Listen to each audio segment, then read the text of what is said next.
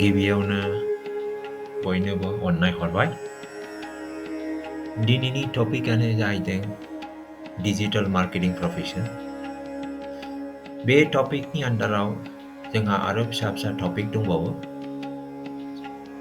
टटेला जाहैबाय जोंहा 6 topics. There are 6 topics. Topic number 1, what is marketing? Topic number 2, what is digital marketing? Topic number 3, why digital marketing profession?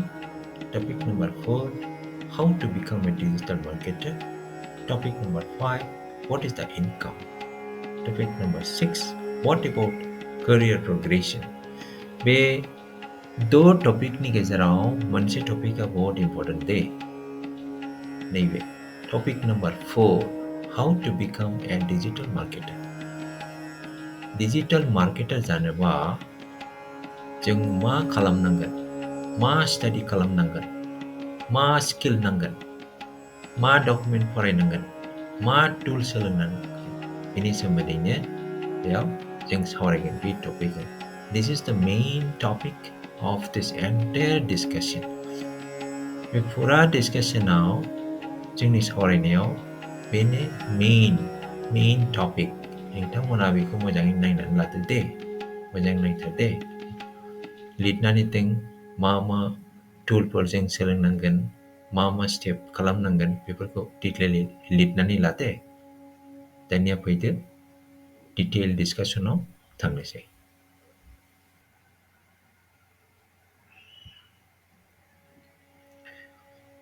What is marketing? बेनि डेफिनेसनखौ नोंथांमोनहा गुगोलाव थांनानैबो नायनो हागोन। गुगोलाव जोबोर मोजां डकुमेन्टेसन दङ। नोंथांमोनहा अननानै गुगोलाव थांनानैनो नागिरदो। What is digital marketing?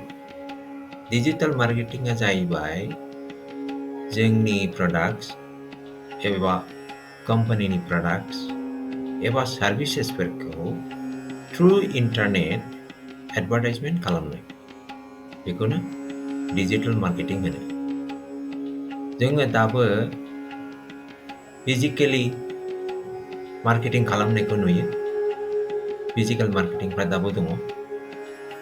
जोङो हाथायाव थाङोबा, गारि मटराव गाखोबा, गिदिर टाउनफ्राव थाङोबा, ट्रेन स्टेशनाव थाङोबा गोबां एडभार्टाइजमेन्ट नुयो। गिदिर हर्डिंस नुयो, गिदिर बिलबर्डस नुयो, बेनार्स नुयो। बेफोरनि अनगायै दानि दिनाव नैबे डिजिटल मार्केटिंआ जोंनाव सफैबाय। डिजिटल मार्केटिंखौ गोबां चेनेल्सफोरजों खालामनाय जायो, जेरैहाय social media, TV advertisement, phone advertisement, WhatsApp advertisement, email advertisement. जोंहा ससियेल मिडियायाव दङ जेरै इउटिउब, फेसबुक, इन्स्टाग्राम, टुइटार, दानि दिनाव टुइटारखौ एक्स होनो, लिंकडिन। बिसोर गासिबावबो जोङो जोंनि प्रडाक्ट एबा सार्भिसफोरखौ एडभार्टाइजमेन्ट होनो हायो। दानिया फैदो टपिक नम्बर 3आव।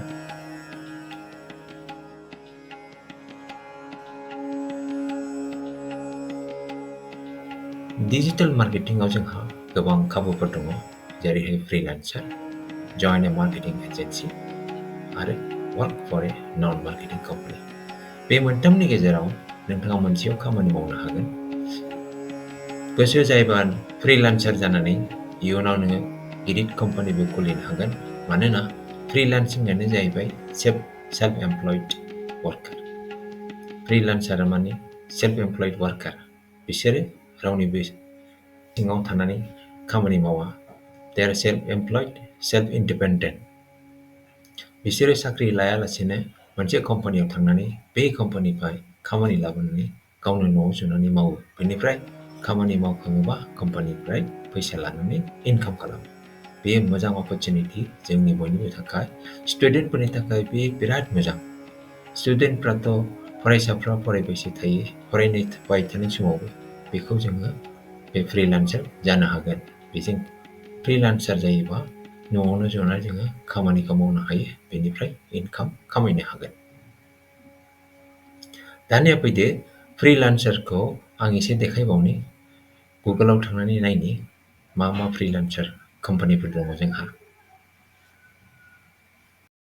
freelancer.in मोनसे फ्रिलान्सिं प्लेटफर्म नोंथाङा बाव थांनानै बेनिफ्राय खामानि लानो हागोन आरो बेयाव माने गोबां मानसिफ्रा खामानिबो होफैयो ओमफ्राय खामानिबो लाबोयो बेयो मोनसे प्लेटफर्म खामानि होनायनि खामानि लानायनि जायफ्रा खामानि दङ बिसोर खामानि होफैयो बेनिफ्राय जायफ्रा फ्रिलान्सार खामानि नांगौ बिसोरो बाव फैनानै खामानि लानो हागोन बेयाव नायदो नै मोनसे डिजिटेल मार्केटिंनि जब पस्टिं जादों नैबाव नायदो नै डिजिटेल मार्केटिं सेल्स स्पेसियलिस्ट बेनिफ्राय बिनि बाव नायदो नै बेयो जाबाय मिनिमाम बिडिं खालामनांगौ आरो इट्स लाइक बिडिं बयबो बे खामानिखौनो बयबो लानो नागिरोथ' ओंखायनो बिडिं खालामो नुवाखै नै पार आवार 1675 पार घन्टायावनो मोनसे घन्टायाव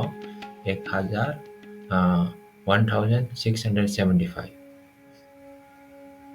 बिदिनो गोबां दङ नुवाखै marketing automation for AI and app agency गोबां दं नागिरबानो मोनो आरो बेनिफ्राय नोङो खामानिखौ दैखांनानै लानो हागोन बेनिफ्राय नोंहा खामानिखौ मोनगोन मावखाङोब्ला फैसाखौ मोनगोन आरो बे मोनसे ओमफ्राय मोनसे दंबावो नै upwork.com बेयावबो जोङो खामानि नागिरनानै लानांगोन आं मोनसे खोन्थानि दे नायदो नै बेयाव find the best digital marketing jobs बेनिफ्राय मोनसेखौ खोन्थानि आं देखायनि नागिर गाहायाव नायदो नै बिराद दङ बिराद जब दङ नै मेरला जब नैखौ नायदो